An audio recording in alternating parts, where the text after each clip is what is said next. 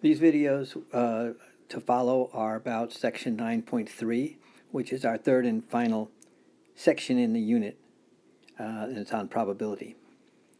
So there are 5 different types of probability problems that we're going to do, and they build off of the counting methods that we've already explored, and also a binomial distribution. The fundamental counting principle that we use for counting is also going to be used for probability problems.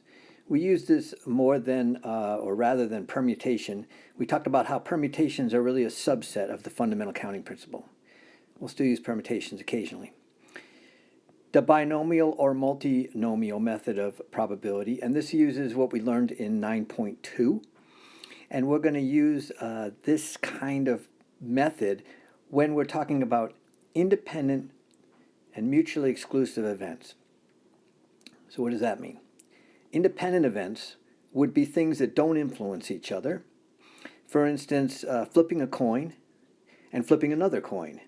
There's no influence on the result of the second coin based on whatever happened to the first coin. Independent.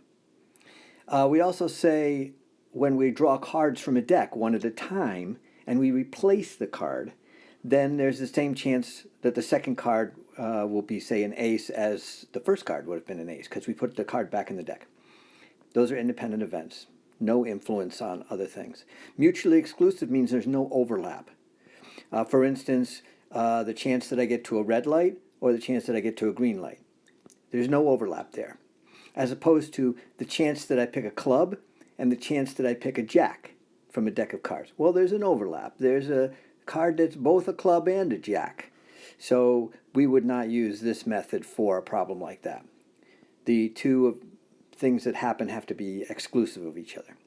Events. An event in probability would just be a coin flip, or drawing a card from a deck of cards, or being dealt a hand of 5 cards. That would be an event.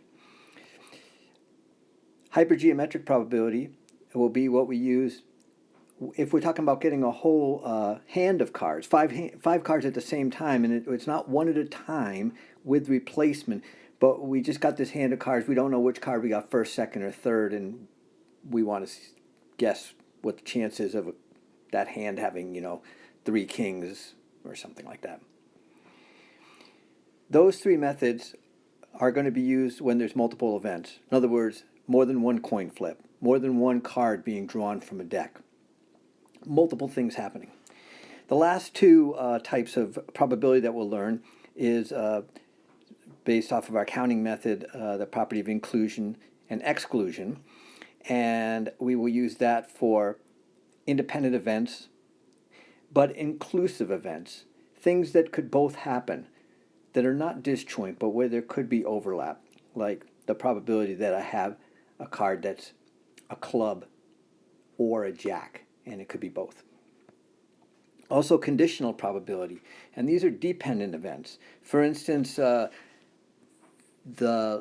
day of the year and the length of sunlight in the day. Well, it sure depends on whether that day of the year is in the summertime or in the wintertime. There's a correlation there.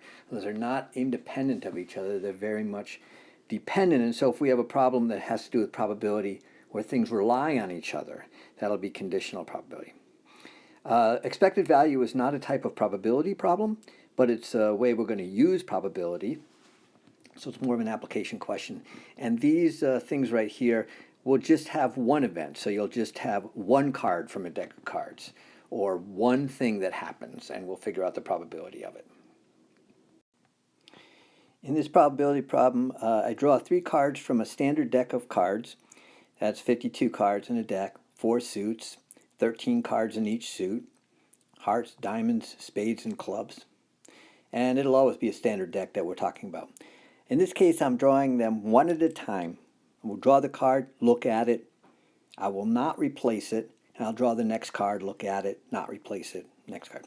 What's the probability that they're all aces? All 3 of these cards, 3 in a row. What's the probability that at least one of them is an ace? And there's that at least word again. So to answer these questions, I'm using my fundamental counting principle. I know exactly what's going to happen in each event, in each card draw. I know that there's 4 aces out of 52 cards. Assuming I got an ace on that first pick, now there's 3 aces and there's 51 cards remaining. Now there's 2 aces and 50 cards remaining. And I can get the first ace and the second ace and the third ace and just multiply those together. And I wrote my answer as a percent. As a decimal, it was 0.00018, but I changed it to a percent. I rounded it to 2 significant figures.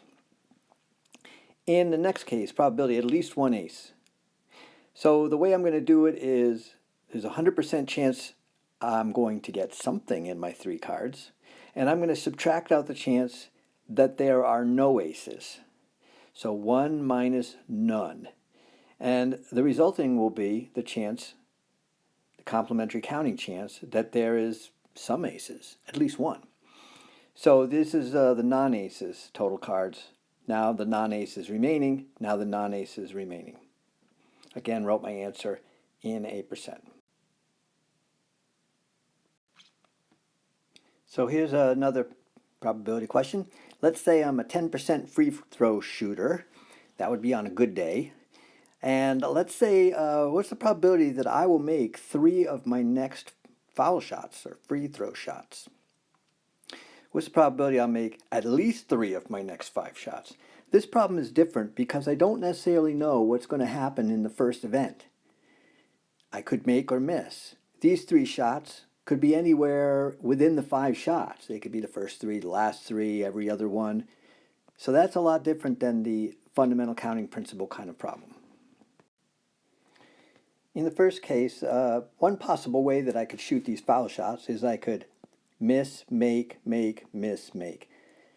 2 of the things are 0.9s and 3 of them are 0.1s. I'm going to make 3 shots. So how many ways could I arrange this situation? Well, of the 5 shots, I got to pick 3 of them to be makes. Or of the 5 shots, I got to pick 2 of them to be misses. It's the same thing. So being optimistic, 5 shots, choose 3 to make. But each of those possibilities will have 2.9s in it and 3.1s in it. And that's the way I can get my answer. This looks very similar to finding the x squared y third term in the expansion, the binomial expansion, of x plus y to the 5th. And in this particular case, x is actually equal to something, 0.9, and y is equal to something, 0.1. In the second problem, chance of making at least 3 out of 5, well, I could do my complementary counting, and I could say, well, 100% chance something's going to happen. Minus out the bad stuff.